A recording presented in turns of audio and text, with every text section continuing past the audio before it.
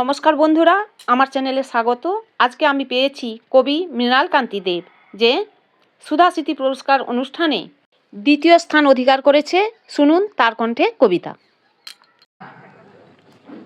মোহনপুর। মোহনপুরে শব্দেরা জাগে জাগে নতুন কোন ইতিহাস।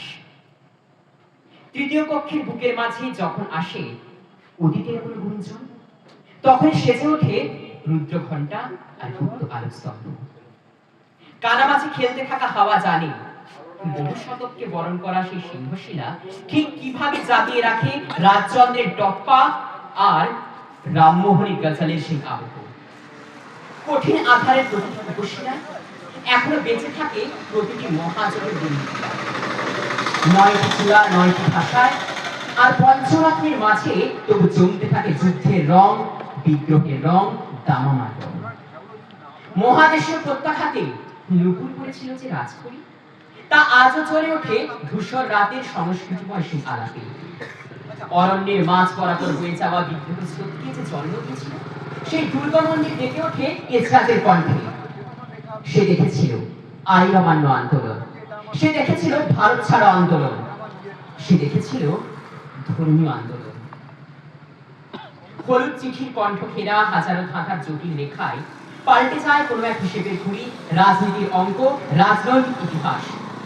স্থাপত্যের ভিন্ন ভাষা তাই তার নকশায় তৈরি করে নতুন কোন কথা।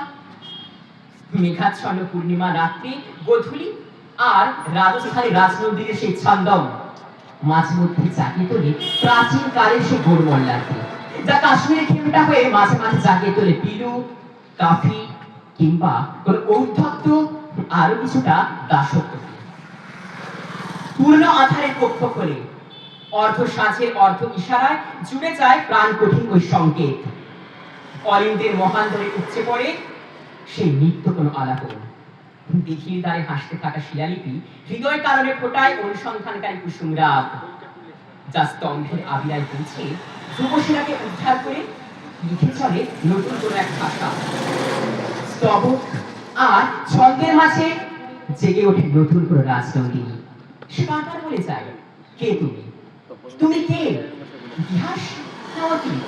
তুমি আত্রেই না উদিতা? তুমি স্পন্দন না প্রজ্ঞা?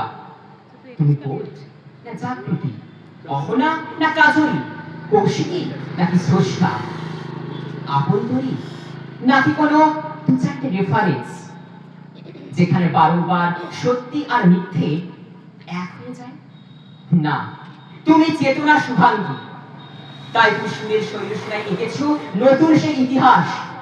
সেই ইতিহাসে শুধু রাজারানী নেই, সেই ইতিহাসে শুধুমাত্র বিদ্রোহ নেই, সেই ইতিহাসে শুধু ঝংকার নেই, সেই ইতিহাসে আছে শাশ্বত সত্তাদের কথা আর আগুন রাঙা পাখিদের কথা।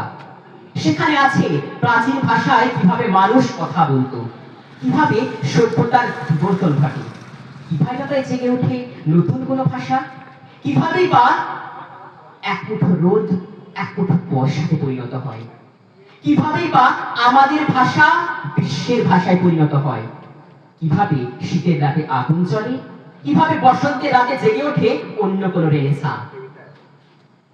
তুমি কালের কথা বলো, গতকালের কথা বলো, আর আমার ইতিহাস আগামীর কথা বলে।